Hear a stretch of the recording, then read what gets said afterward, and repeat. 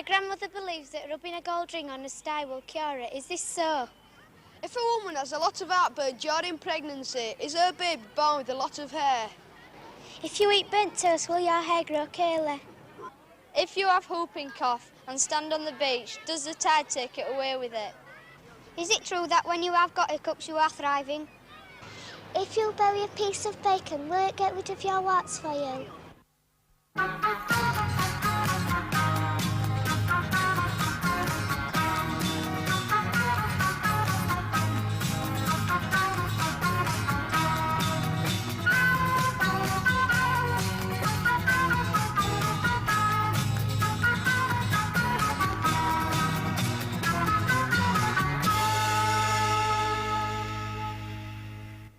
Hello there.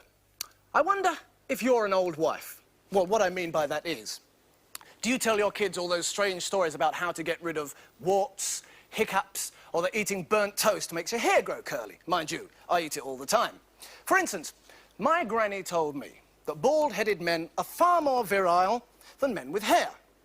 She was a well-travelled lady. Well, just how much truth is there in old wives' tales? Well, to answer your questions tonight, we have Dr. Magnus Pike, Dr. David Bellamy, and Dr. Miriam Stoppard. But before we look into old wives' tales, let's get the ball rolling with the first question from David Robertson. Yeah, I'd like to know why we go blue when we're cold. There we are, Miriam. A warm-up question for you. Well, Mr. Roberts, what happens when we go blue with cold is the blood vessels in the skin contract down and only allow the blood to move slowly through the skin. This means that oxygen is absorbed from the blood and it takes on a darkish colour, a bluish purple, and so the hands, for instance, look blue with cold. Much more important than this, however, is what is going on inside the body. Because if our vital organs get cold, they've actually come to a halt. They stop functioning. And this is very dangerous. In fact, it's a matter of survival. One of the main problems about cold only began to attract attention during the Second World War with the victims of U-boat attacks. What perplexed sailors and doctors alike was that almost 1 in 5 survivors picked up out of the water died after being rescued. Some of them even got as far as having a cup of tea in the galley before they died. What came as rather a shock to the Navy was that shipwreck victims were actually dying after they had apparently been saved. Of course, we'd known for a long time that it's dangerous if the body temperature gets low, because the vital organs inside simply stop functioning. That's what dying from cold is all about. But the actual puzzle was, why did they die after they got out of the water? Now, the only thing to do about this when you want to find out is to take a human guinea pig, put him in cold water, and watch what happens. Down to your knees now and then stop. Put your hands on top of the ladder and try. At a Royal Naval Research Unit near Portsmouth, students from Leeds are helping scientists to come to grips with the problems of long-term exposure to cold water at sea. Are you all right? And as with many experiments, the effect on the guinea pig is not that pleasant. Okay, hang on to the ladder now, Gordon, and so, immerse yourself fully. 6 foot, is it? Yeah, you're okay. All right, you're all right. Okay. Come over more to the ladder. The first and most striking effect we can see is this involuntary gasping. The shock of the cold water produces these sharp intakes of breath, which you can't control. And the water in this experiment is only 10 degrees centigrade, which for most of the year is no colder than the sea around Blackpool or Scarborough. Have you got any pain anywhere at the moment? No, fine. You're reasonably comfortable. I'm getting better all the time. You know how you do, first of all? You're just shivering. Apart from the shivering, you're fairly comfortable. Yeah. Hands are a bit cold, but that's all right. Can you just touch your fingers for me? Yeah. And can you take the whistle out of the life jacket for me and blow it if you can?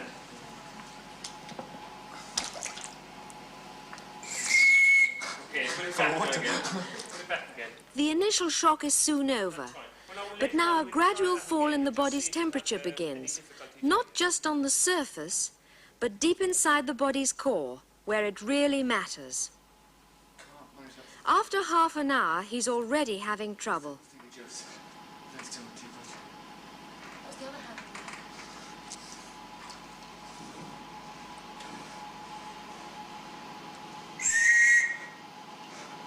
taking slow.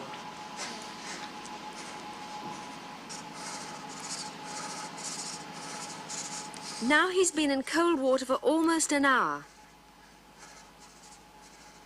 It's about now that in a real-life situation, he'd be on the point of giving up. Up you come. All right? What's your lead now? Okay. The researchers have discovered that the best treatment for victims of cold water exposure is to put them into a hot bath. It's actually in this hot bath that they have found the key to understanding why men rescued from the sea during the Second World War were dying. Even when our student is put into a warm bath, his body temperature still continues to drop. This is because cold blood, which was trapped in the skin, is now allowed to return to the inside of the body. And it was this that killed victims at sea. All right? Yeah, it's fine.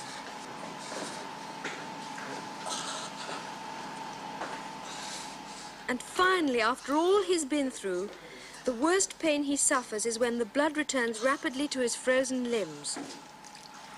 The hot bath treatment may be painful, but it's tests like these that will save lives in the future. Gordon, can you tell me, what did it feel like when you were in that bath? Did you feel ill? Did you feel a bit sick? No. At first you just feel, after the initial shock's over, you feel cold. And eventually you just get numbed and you don't want to carry on. Just lose interest. Well, how did it feel when you actually got out of the bath? It seemed to me that you had very great difficulty in walking. Was that so? That's true, yes. I had cramp in my legs and I needed support to get out, in fact. Now, Gordon was in fairly cold water for less than an hour, and his body temperature only fell 2 degrees. There are circumstances when people are in much colder water for much longer, and their body temperature is likely to fall 5 degrees or more. Now, what can we do about this? If you find yourself in that unpleasant situation, there are certain things that can help you. For instance, first of all, don't move, because if you move, you just lose heat more quickly. The second thing is don't take off your clothes, because even though they're wet, they do provide some insulation. And probably more important, if you happen to be someone who fishes a person out of the sea who's been in it some time, what the person needs more than artificial respiration is probably a good hot bath. While we're on the subject of warm baths, Miriam, let's take the opportunity of joining a young lady in her bathroom.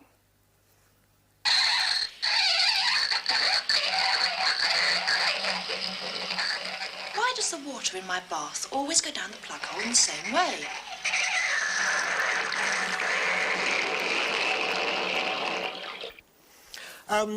Well, Miss Southcott, when I've got over the shock of seeing you in your bath, I'll answer your question.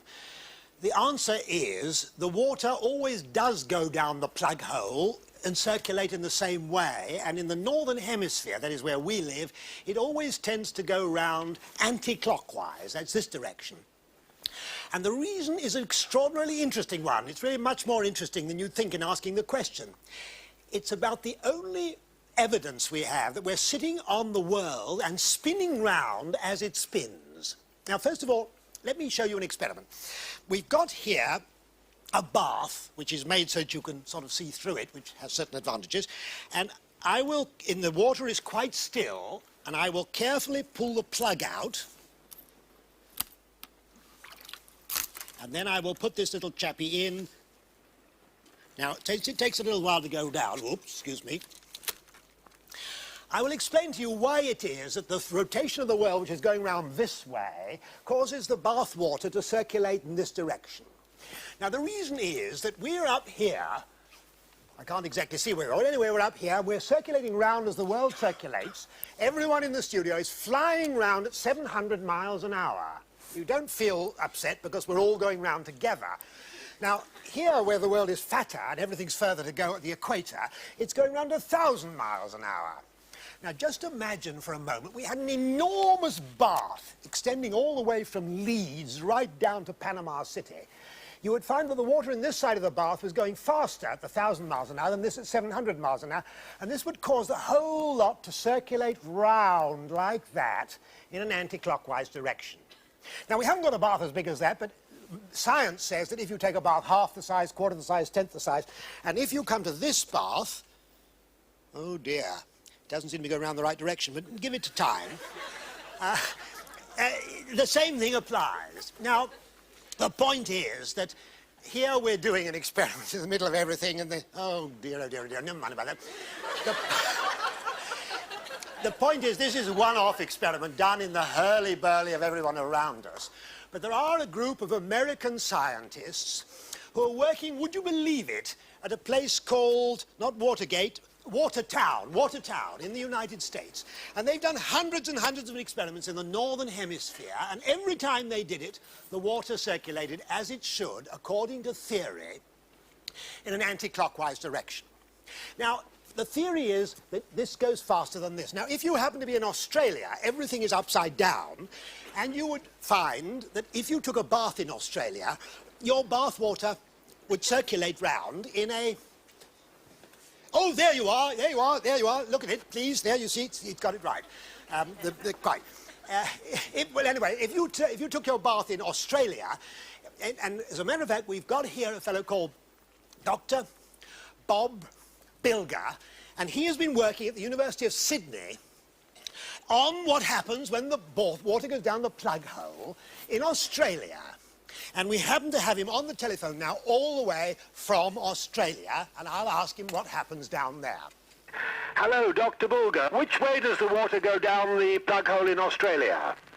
Well, I'm sitting in my bathroom now, and the water's going out the plug hole, and can you believe it? It's going out clockwise. Well, that's absolutely splendid. Does it always do that? Well, we did an experiment very carefully, and it always went out the right way round. Yes. And that's clockwise. Yes. But we did it once more to show the press, the 13th time, and it went out the wrong way. I think all those television cameras and everything just made us so nervous that we messed up the experiment. But it's going round clockwise now, is it? That's right. Yeah. Well, that's fine. That demonstrates the theory. Cheerio for now. Well, now, you see, this is the theory of the thing, and the Americans, with their series of experiments at Watertown, proved that it worked for the Northern Hemisphere. The University of Sydney people found that it works upside down in the Southern Hemisphere. But nobody had really investigated what happened if you took a bath and pulled the plug out on the equator. So, regardless of expense, we decided to find out what happened. And so we got in touch with Ray Sharman at Nanyuki in Kenya, right on the equator. And this is what happened there. Here on the equator, we're going to find out about the way water flows from a bath.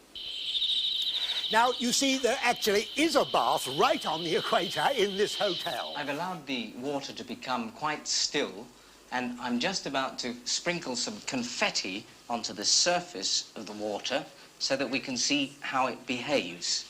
And now I'm going to pull out the plug.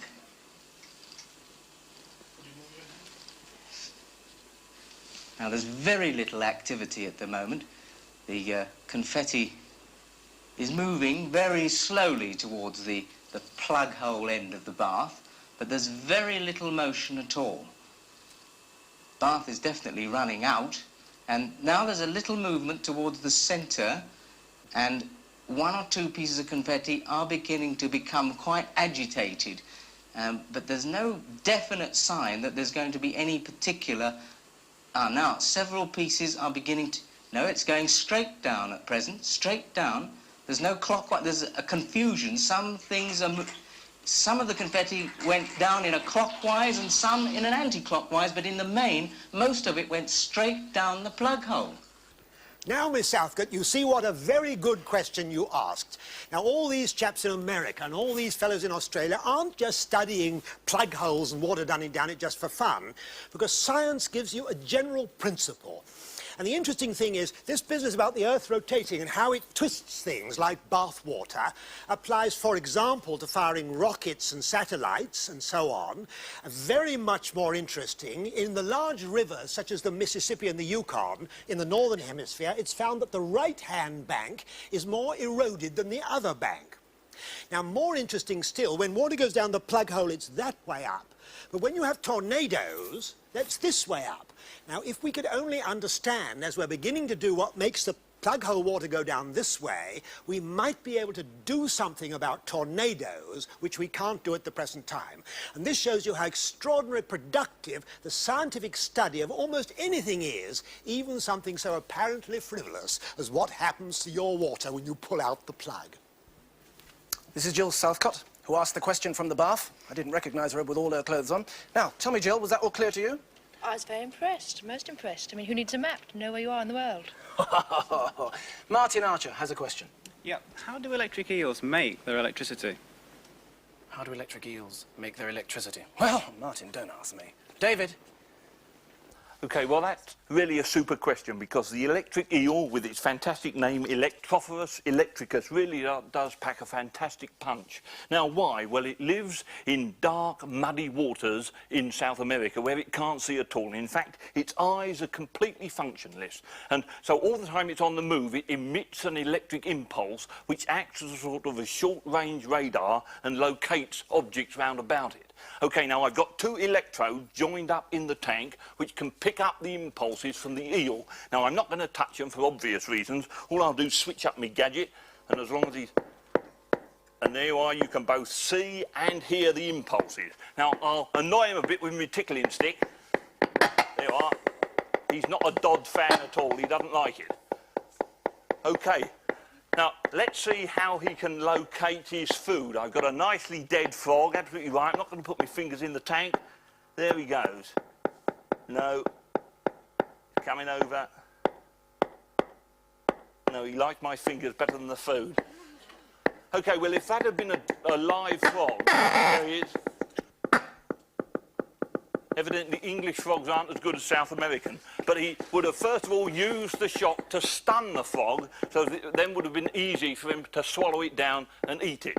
OK, now he's had his grub. Let's see just how much electricity he can produce.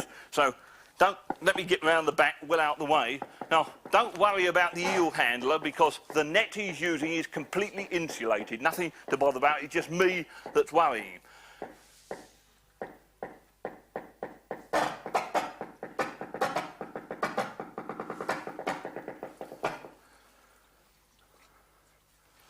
OK, now we need some participation from the audience. The eel's going to play OK. In the box, there's a neon light. I can't see it. We've got two electrodes, OK, and they're going to be joined one to each end of the eel. OK, now you tell me if the lights are light. Yes? The light should be flashing, no? I can, just by the look of some of your faces, see there's some sceptics in the audience. OK, perhaps it isn't the eel doing it. So we're going to try another experiment. And what I want, Derek, can you get me 4 healthy volunteers out of the audience? And I note the word healthy, because I'm now going to grab hold of it. Yeah, 4 including myself, I suppose, David. Including yourself, yeah? Right. Well, anybody fancy a good belt from this monster of the deep? Nobody at all? Come on, there's no charge. You can hold my hand while we're doing it. Too true. Right, we'll have to have 3 volunteers then. You and you. Oh, there you are. Well done, well done. Come on down then. This way.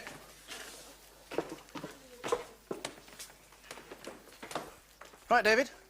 If you'll tell us exactly what is what. Now, will you go on the other end? Can I have the lady's hand? Oh. Now, OK, now, we are going to make contact on each end of the eel. We have got special polythene gloves on, because if we didn't have, it would be the end of the programme, OK? Now, we may get a shot, we may not. On the 3, you touch that end. 1, 2, 3. Try again. Go on, you didn't give him a chance. 3.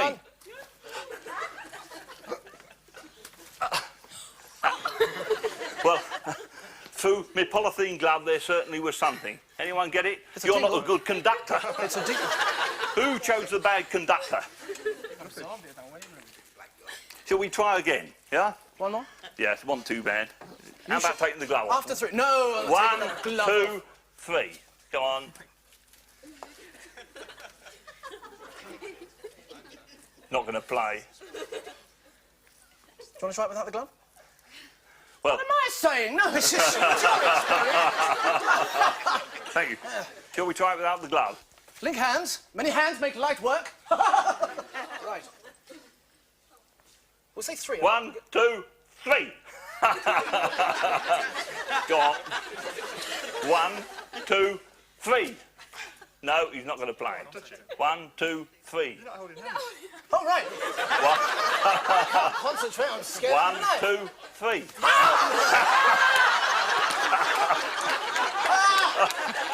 Well, that's it. Thank you. A big round of applause for... OK.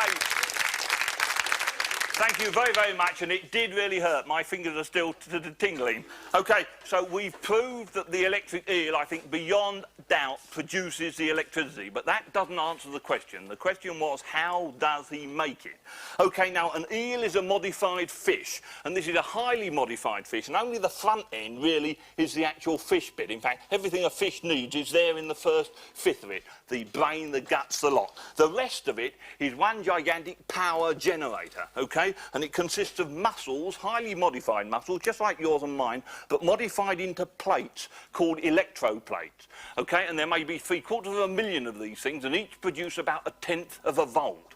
And from a big one like this, yes, it can produce about 400 volts. And certainly we felt a little bit of it. I think he can go back to bed now. If you rub a piece of bacon on a wart, bury the piece of bacon, will the wart drop off?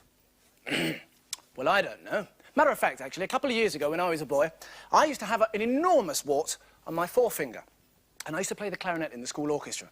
And in between movements, the kids in the orchestra used to turn around and say, "Here, there goes old warty finger with a clarinet," which was most upsetting. What was even more upsetting was in the winter, you know, when kids have runny noses.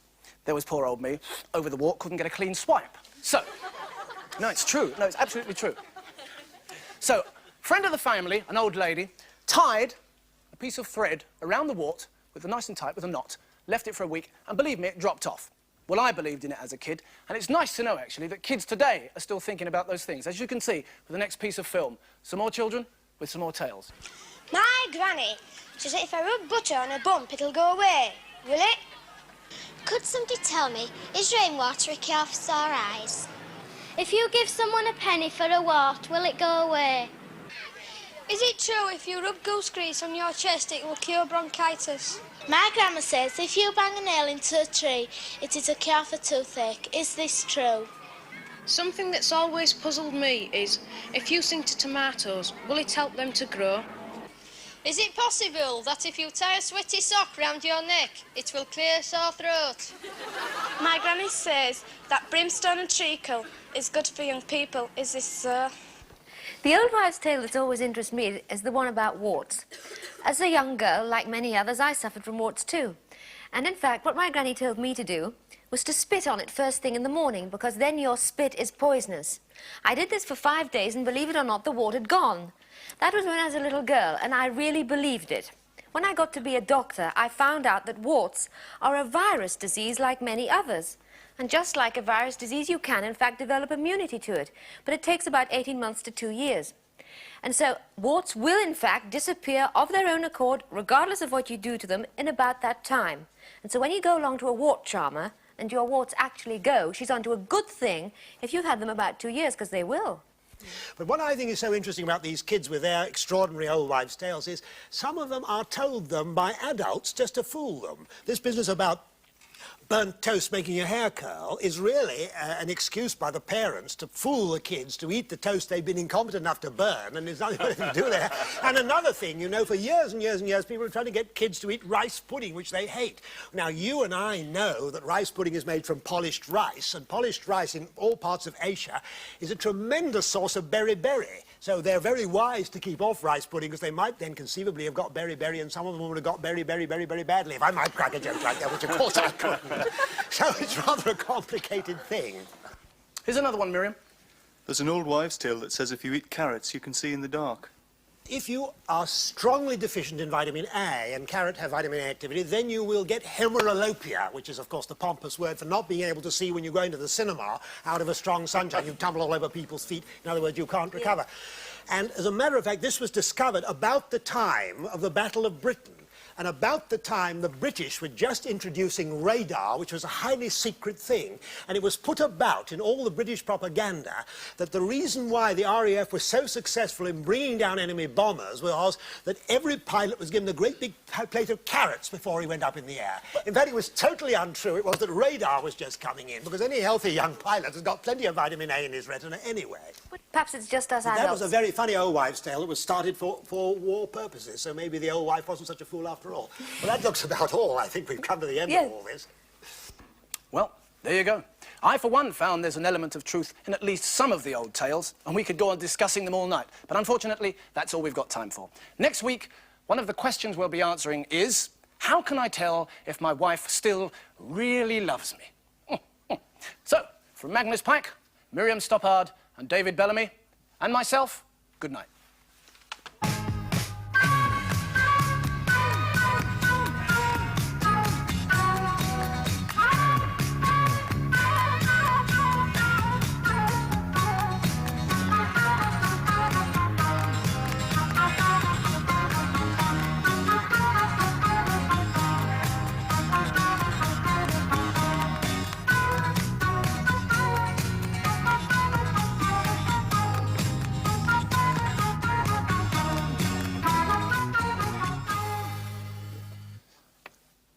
If you have a question, send it on a postcard to Don't Ask Me, P.O. Box 500, Leeds, LS1 1TW.